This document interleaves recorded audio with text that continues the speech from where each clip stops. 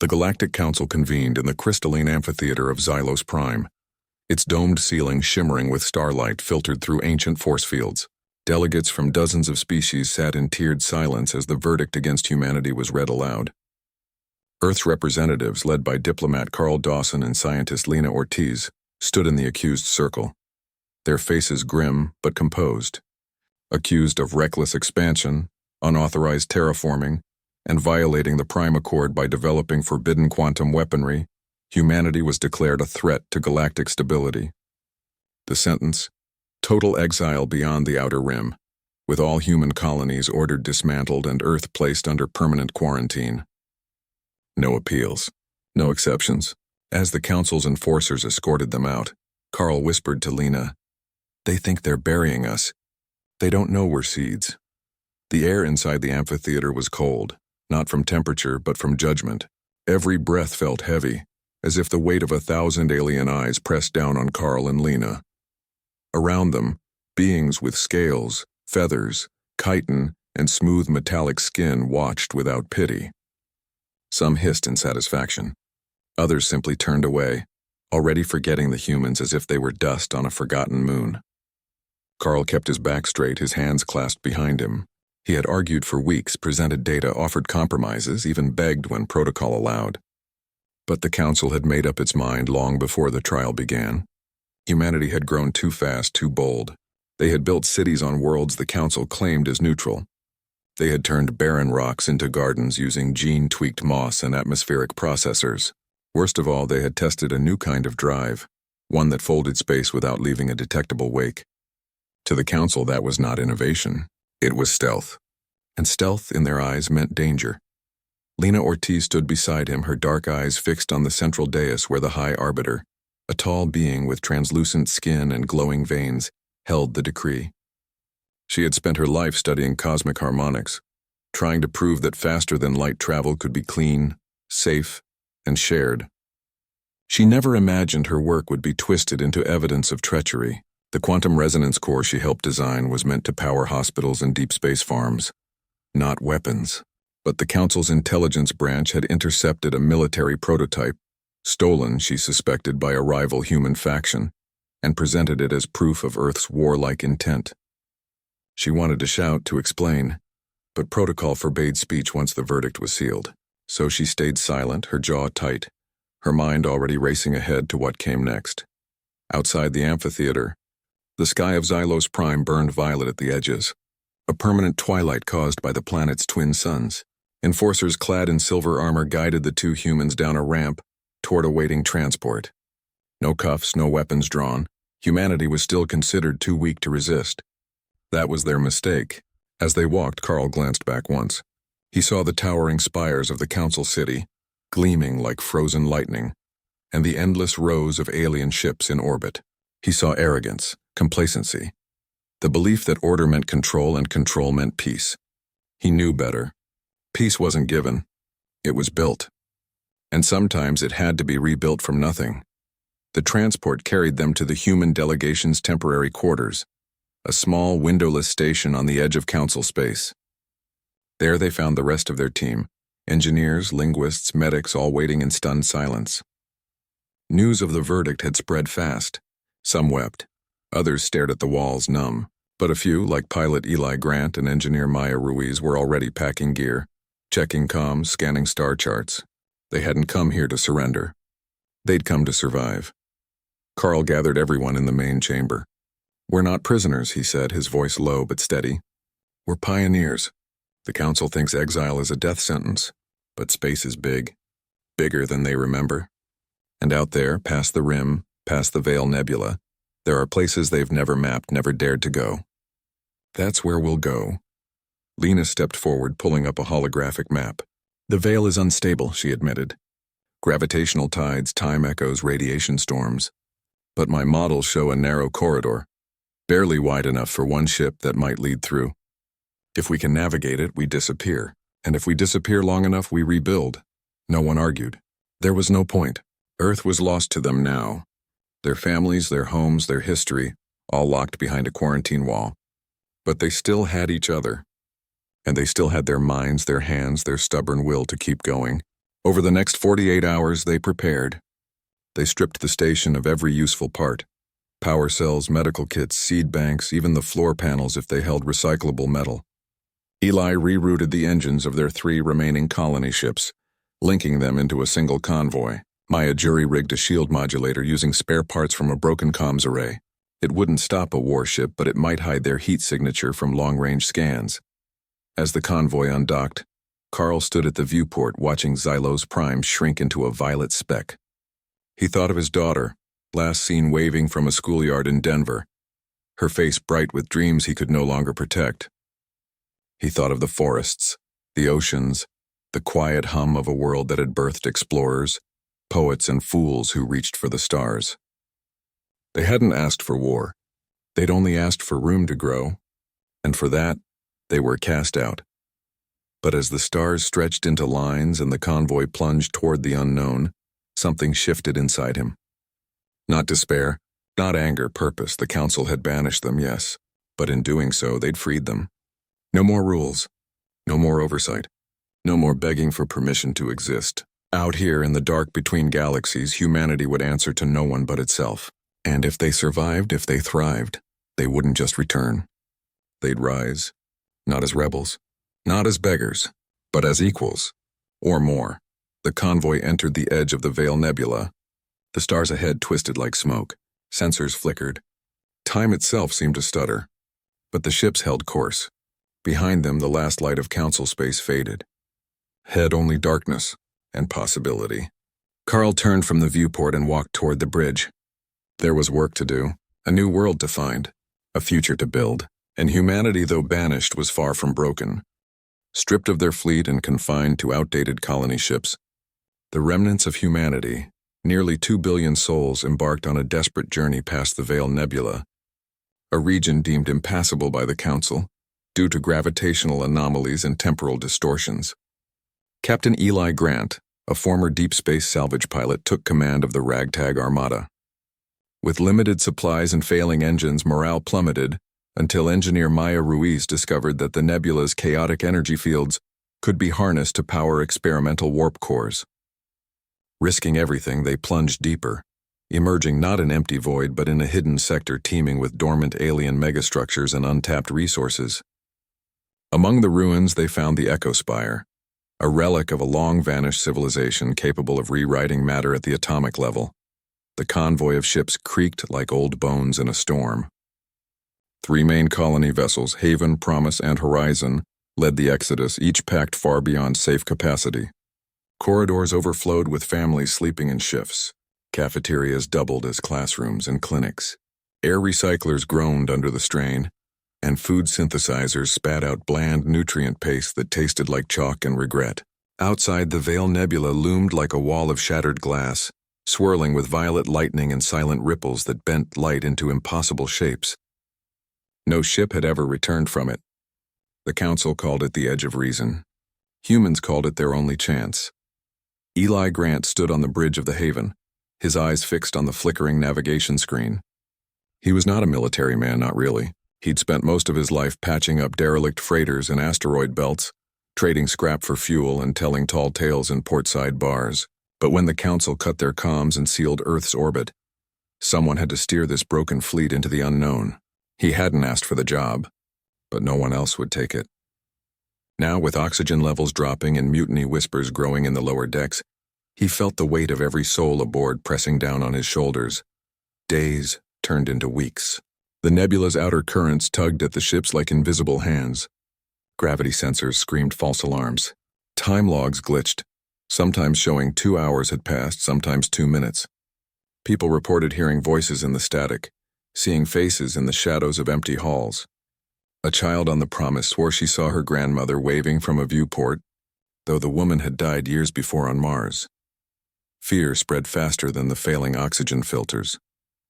Then Maya Ruiz called an emergency meeting in Engineering Bay 3. She was young, barely 30, with grease-streaked overalls and eyes that never stopped moving. While others despaired, she'd been studying the nebula's energy patterns, cross-referencing them with old Earth physics models. It's not chaos, she told Eli and a small group of trusted officers. It's noise. But noise has rhythm. And rhythm can be used. She pointed to a schematic on her tablet. The nebula emits quantum fluctuations. Wild, yes, but consistent in their randomness. If we reroute the warp cores to absorb, not resist those fluctuations, we might not just survive the passage. We might get a power boost. Eli stared at the diagram. It looked like madness. Redirecting warp energy during a nebula crossing was like trying to drink from a fire hose while standing in a hurricane. One mistake and the core would overload, vaporizing the ship. But they were running out of time. The oxygen would last another 10 days. Food maybe 15. Do it, he said. The next 48 hours were a blur of welding torches, rewired conduits, and sleepless shifts. Maya worked with a skeleton crew, her hands flying over control panels, her voice calm even as alarms blared. Eli walked the decks, talking to families, sharing rations, listening to fears. He didn't promise safety. He promised honesty. "We're trying something new," he'd say. "It might work. It might not. But doing nothing is the same as giving up. And we don't do that." On the morning of the test, the entire convoy held its breath. Maya stood at the main console, fingers hovering over the activation switch. Eli stood beside her, arms crossed, jaw set. "Ready, Steve?" he asked. She nodded. For all of us, she pressed the button. For a heartbeat, nothing happened. Then the ship shuddered. Lights dimmed. The air hummed with a deep, resonant tone that vibrated in their bones. Outside, the nebula's swirls seemed to slow, then coil around the haven like a living thing. The warp core glowed blue-white, not red-hot. Readings stabilized. Power levels climbed. Oxygen recyclers whirred back to full strength. A cheer rose from the bridge, quiet at first, then swelling into something raw and real. They had done it. They were riding the storm, not fighting it. Emboldened, Eli ordered the fleet deeper into the veil. The other ships followed, their cores synced to Maya's design. Days later, the nebula thinned. Stars reappeared, not the familiar constellations of home, but stranger. Brighter ones clustered around a pale blue spiral arm no human had ever seen. Sensors picked up massive structures drifting in the void, rings wider than planets, towers that pierced asteroid fields, and a central spire that pulsed with soft golden light. They approached cautiously. Scans showed no life signs, no active defenses, just silence and scale. The largest object, which they later called the Echo Spire, stood alone in a debris-free zone, as if space itself respected its presence. When a shuttle landed on its surface, the hull didn't scrape rock. It sank slightly as if the spire welcomed them. Inside, walls shifted like liquid metal, forming corridors that led exactly where the explorers needed to go. In the central chamber, a pedestal held a sphere of swirling silver mist. When Lena Ortiz touched it, visions flooded her mind. Star maps, equations, blueprints for machines that could reshape atoms, heal wounds in seconds, turn dust into steel. The spire wasn't a weapon. It was a library, a gift from a civilization that had mastered creation itself, and then vanished, leaving their knowledge for those wise enough to find it. Back on the haven, news spread fast. Despair turned to wonder. People who had stopped smiling began to plan again. Children drew pictures of the spire. Engineers sketched ideas for new ships. Farmers talked about growing crops in zero-G using spire-derived soil. Eli watched it all from the observation deck, a rare smile on his face. They were no longer refugees. They were discoverers. Maya joined him, holding 2 cups of rehydrated coffee. "What now?" she asked. He looked out at the spire, glowing like a second sun. "Now," he said, "we learn, we build. We become something the Council never imagined." And in that quiet moment, surrounded by the ruins of a forgotten empire, humanity took its first real step toward a future no one had predicted, not even themselves. They had been cast out, yes, but in the dark they had found light, and with it the tools to forge a new destiny. Using the Echo Spire's technology, humanity began rebuilding not just ships and cities, but their very understanding of physics. Under the guidance of physicist Daniel Kim and strategist Olivia Shaw, Earth's exiles forged a new society built on cooperation, innovation, and resilience. They constructed orbital foundries that turned asteroids into warships in weeks, not years. They developed bio-enhanced crops that thrived in hostile atmospheres. Most crucially, they reverse-engineered the Spire's core to create the Genesis drives. engines that bent space without violating the laws the Council held sacred. Within a generation, the Terran conquered rose from the ashes, a unified, peaceful, yet fiercely independent coalition of human worlds. They called their new home the Aegis Reach, and they vowed never to forget what exile had taught them. The first year in the Aegis Reach was not about conquest, but survival. The Echo Spire gave them knowledge, but knowledge alone could not feed children or shield them from cosmic radiation. Daniel Kim, a quiet man with ink-stained fingers and a mind that saw patterns in chaos, spent his days inside the Spire's central chamber, translating its silent language into human terms. He learned that matter was not fixed, it could be persuaded, reshaped, reborn. With this, he taught teams how to turn iron-rich asteroids into breathable air, how to weave carbon filaments into self-repairing hulls, how to grow entire habitats from seed-like nanites that bloomed into domes under starlight. Olivia Shaw, once a logistics officer on Earth's Mars colony, now coordinated everything from water recycling to defense drills. She didn't wear a uniform, but people followed her orders without question. She believed in fairness, not force. Every person, from the youngest student to the oldest engineer, had a role. No one was idle. No one was ignored.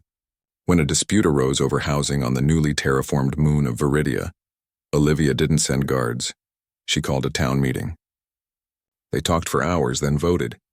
The solution was simple: rotate living quarters every season so everyone shared both the best and worst views. It worked. Trust grew. The orbital foundries came next. Built from salvaged ship parts and Spire-forged alloys, they floated in stable orbits around 3 habitable worlds. Workers guided streams of raw asteroids into the forges, where molecular lattices were rearranged in minutes. A single rock the size of a house could become a hospital, a school, or the skeleton of a new vessel. These weren't warships, not at first. They were freighters, science vessels, mobile farms. But as the population grew and scouts reported strange energy signatures at the edge of their sector, Olivia and Daniel agreed they needed protection. Not for aggression, but for peace. That's when they turned to the Genesis drives. Unlike the old warp engines that tore holes in space, the Genesis drives worked like a gentle hand-folding fabric. They created a bubble of calm reality around a ship, allowing it to slip between stars without leaving a trace. The Council had banned such technology because they feared stealth, but the Concorde used it only for exploration and emergency response. Still, the drives gave them speed, silence, and safety. A ship could leave Viridia at dawn and reach the outer ice rings by dusk. This changed everything. Cities rose not on planetary surfaces alone, but in the sky. Floating platforms hovered above toxic seas, drawing energy from lightning storms. Underground farms on dry worlds used bioluminescent fungi to grow wheat and potatoes in total darkness. Children learned physics by playing with gravity simulators. Elders taught history not as a list of wars, but as lessons in humility. How pride led to banishment, and how unity led to rebirth. Eli Grant, now retired from active command but still respected as a founder, walked the streets of New Haven, the first true city of the conquered. It had no walls, no gates. Its heart was a public square where anyone could speak, share ideas, or ask for help. He often sat on a bench near the central fountain, watching kids race toy ships powered by tiny Genesis cores. He never spoke of the old Earth much, but when he did, it was with sadness, not bitterness. "We lost a home," he'd say, "but we found a purpose." Maya Ruiz led the engineering guild. She trained apprentices not just to fix machines, but to understand them. "A tool is only as good as the mind that uses it," she told them. Under her, every ship carried a repair drone that could rebuild itself from scrap. Every home had a matter recycler that turned waste into clean water or building blocks. Nothing was wasted. Nothing was taken for granted. Lena Ortiz, now the Concorde's chief archivist, preserved human culture alongside alien knowledge. She stored songs, recipes, poems, and family stories in crystal archives that would last millennia. She also recorded the Spire's teachings, making sure no single person controlled its power. Knowledge, she insisted, must be free. Libraries were built on every world, open to all, with terminals that translated Spire data into simple lessons. A farmer could learn quantum botany. A poet could study stellar harmonics. Everyone was a student. Everyone was a teacher. As decades passed, the Concorde grew, not through conquest but through invitation. When a damaged alien freighter drifted into their space, lost and starving, they didn't turn it away. They repaired its hull, shared food, and offered sanctuary. The crew, a group of insectoid traders from the fringe systems, stayed. They brought new languages, new foods, new ways of thinking. Others followed. Refugees from council oppression, scientists seeking truth, artists fleeing censorship, all found a home in the Aegis Reach. Humanity did not rule them. They joined as equals. The Concord had no president, no emperor. Decisions were made by councils of citizens, chosen by lot and rotated yearly. Laws were few. Protect life, share knowledge, defend the vulnerable, and never hoard power. It wasn't perfect. Arguments happened. Mistakes were made. But they listened. They adapted. They remembered. And always they looked to the stars. Not with fear, but with curiosity. Scouts mapped new systems. Scientists studied dark matter clouds. Artists painted nebulae in colors no human eye had seen before. The Genesis drives carried them farther, faster, safer than ever imagined. Yet they never forgot the lesson of their exile. Power without wisdom is ruin. Strength without kindness is tyranny. One evening, Daniel Kim stood on a balcony overlooking New Haven. The sky was clear, filled with stars and the soft glow of orbiting stations. Olivia joined him, holding 2 cups of mint tea grown in Viridia's vertical gardens. "Do you think they're watching us?" she asked, meaning the council. "Maybe," he said, "but it doesn't matter. We're not building this for them. We're building it for us, for the next child who asks, 'What's out there?' and gets to find out." Below them, the city hummed with life. Quiet, steady, and full of hope. Banished once, humanity had not just survived. They had learned to thrive without losing their soul. And in doing so, they had built something rarer than an empire. A home worth protecting not for its walls, but for the people within it. Decades later, a council patrol vessel strayed too close to the Aegis Reach while tracking a rogue comet. What they found stunned them. A thriving human civilization with technology surpassing even the council's elite fleets. News spread like wildfire. The council, now fractured by internal dissent and facing threats from the insectoid krill swarm, debated whether to re-engage or destroy humanity before it became unstoppable. Ambassador Carl Dawson, now elderly but sharp-eyed, was summoned to a secret meeting on neutral ground. There he offered not war but alliance. "We don't want your throne," he told the trembling delegates. "We built our own. But if the Krell consume you, they'll come for us next. Stand with us or fall alone." The patrol ship was small, battered, and clearly lost. Its hull bore the silver sigil of the Galactic Council, faded by years of hard service. When it crossed the outer sensor net of the Aegis Reach, defense drones moved to intercept, not to attack but to guide. Standard Concord protocol for unknown vessels was calm, not combat. The ship's crew, 3 reptilian Veln and a nervous human liaison from a council-aligned colony, were brought aboard the orbital station Dawn's Edge for questioning. They expected prison cells. Instead, they were given warm meals, medical scans, and a quiet room with a view of Viridia's green continents below. It was the human liaison, a young man named Felix, who first saw the truth. Through the viewport, he watched a Concorde freighter, sleek, silent, glowing faintly blue, dock without a single thruster flare. Its hull shimmered as it adjusted to station gravity, like water finding its level. "That's not possible," he whispered. But it was. And it was everywhere. More ships moved through the sector, some carrying cargo, others escorting scientific probes. All moved with a grace and efficiency the council hadn't achieved in centuries. When Felix reported what he saw, the council high chamber erupted. Some delegates demanded immediate military action. "They've hidden their power for decades," hissed the Cathari representative, her voice like grinding stone. "Now they're strong enough to strike." Others, weary from years of fighting the Krell swarm, a relentless insectoid force devouring entire systems, saw opportunity. "If they're that advanced," argued the gentle-toned Lumari elder, "perhaps they can help us." But fear won the first vote. A stealth fleet was dispatched to map the Aegis Reach, gather intel, and if possible, sabotage key infrastructure. They never made it past the outer rim. Conquered early warning buoys, disguised as space dust, detected their warp signatures before they dropped out of fold space. Without firing a shot, the Concorde sent a message. Turn back. You are not welcome here, but you are not in danger yet. The fleet retreated, humiliated. Panic spread through the council halls. Humanity wasn't just surviving. They were watching, and they were ready. Meanwhile, in New Haven, Carl Dawson received the news with quiet sadness. He was 83 now, his hair white, his steps slow, but his mind as sharp as ever. He had spent the last 40 years teaching history and ethics at the Concord Academy, reminding students that exile was not the end, but a beginning. Now the past had come knocking. Olivia Shaw, now head of Concord External Relations, asked him to speak for humanity. "They know your name," she said. "They remember the trial. If anyone can make them listen, it's you," Carl agreed.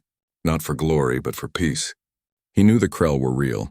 Scouts had seen their hive ships at the far edge of known space, stripping planets bare, converting biomass into more warriors.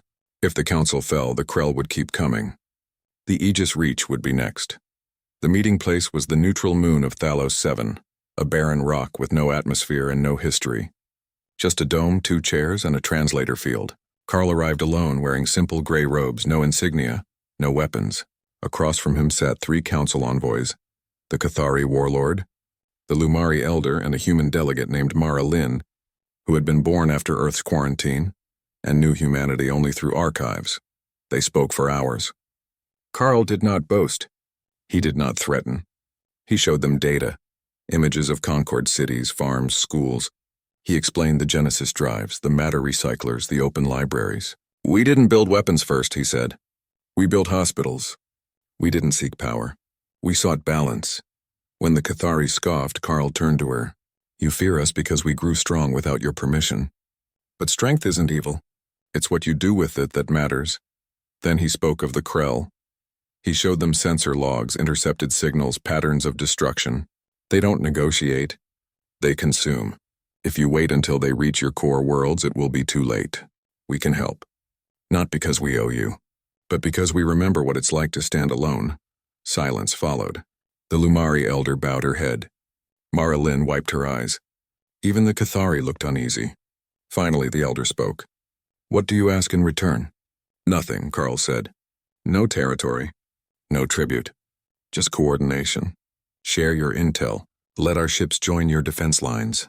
Fight together, or die apart." Back on the Concord station, Eli Grant watched the transmission with Maya and Lena. "Do you think they'll say yes?" Maya asked. Eli sipped his tea, old and tired but still steady. "Fear makes fools of wise beings, but desperation sometimes makes them wise again. Give them time." 2 weeks later, a formal request arrived. The council, fractured but not broken, asked for a joint strategy session. The Krell had broken through the Serpentis line. Billions were fleeing. The capital itself was at risk. Carl didn't celebrate. He simply nodded and began drafting plans. Not for war, but for survival. For everyone. And as Concord engineers prepped the first Genesis-powered defense fleet, humanity did not gloat. They remembered their exile. And they chose mercy over revenge, unity over pride, because they knew the true measure of an empire wasn't how many it conquered, but how many it saved. When the Krell swarm launched its final assault on the Council's capital, it was not Council warships that held the line, but the Terran Concord's armada, led by Admiral Eli Grant and flanked by ships powered by Genesis drives. Human ingenuity turned the tide. Gravity lances disabled Krell hives, neural disruptors severed their hive mind links, and shield harmonics protected civilian evacuations. In the aftermath, the Council, humbled and grateful, offered humanity full membership and reparations. But Lena Ortiz, now Grand Architect of the Concord, declined. "We're not asking for a seat at your table," she said. "We've built a better one." The Terran Concord opened its borders to all species seeking refuge, knowledge, or partnership, on equal terms. Banished once, humanity now stood not as subjects or conquerors, but as architects of a new galactic order. An empire not of domination, but of mutual strength. The sky over Xylos Prime burned red. Not from sunset, but from fire. Krell hive ships, massive chitinous vessels grown from living metal, descended like locusts blotting out the stars. Their swarms poured onto the surface, dissolving cities into raw biomass, turning libraries into nurseries and citizens into mindless drones. The Council's defenses crumbled. Their shields flickered. Their fleet scattered. Panic choked the comms channels. Evacuation transports jammed the orbital lanes, many torn apart before they could jump to safety. Then, without warning, silence fell.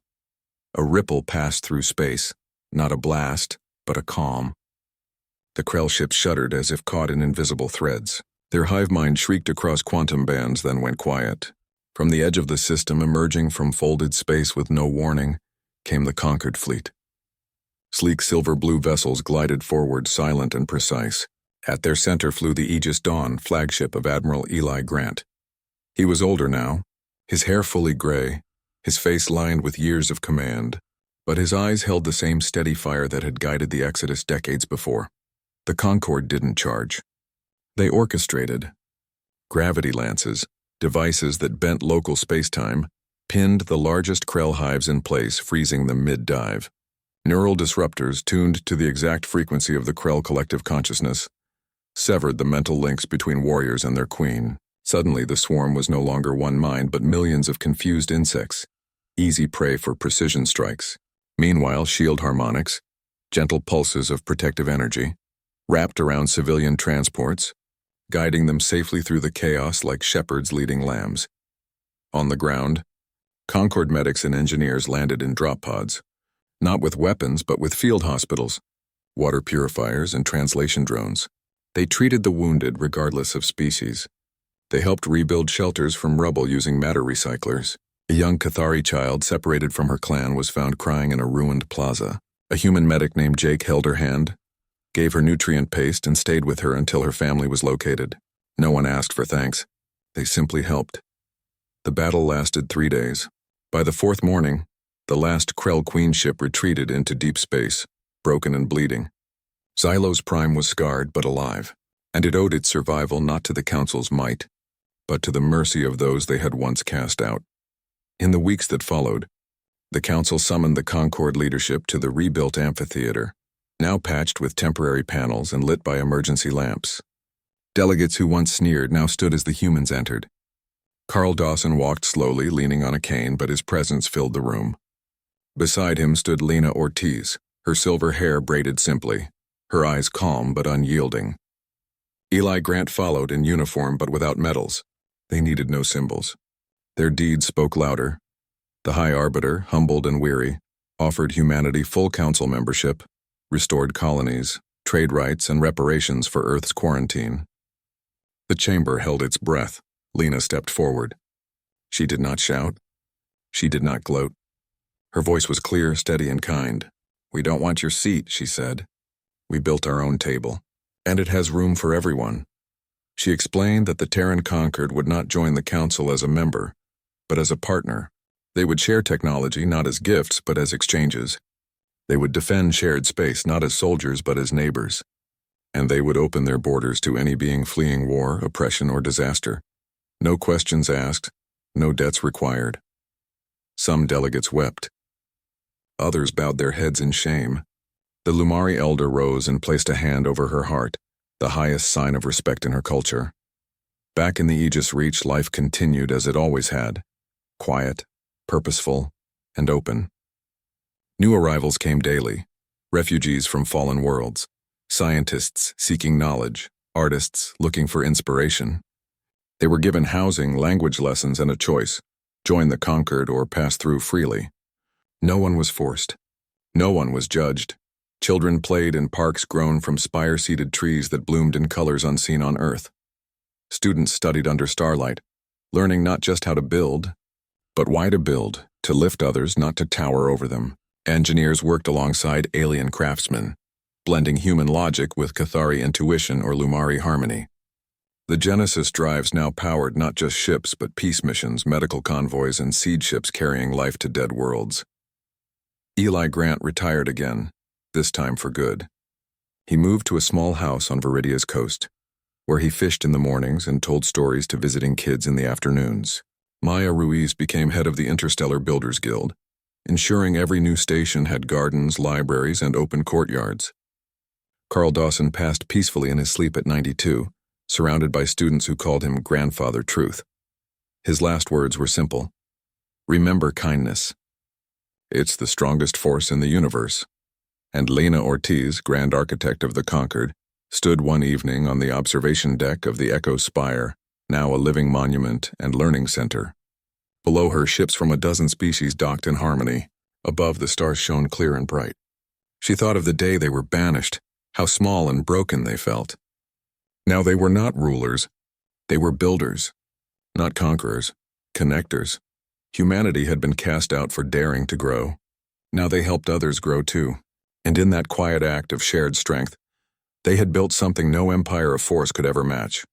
A future where no one had to be alone again.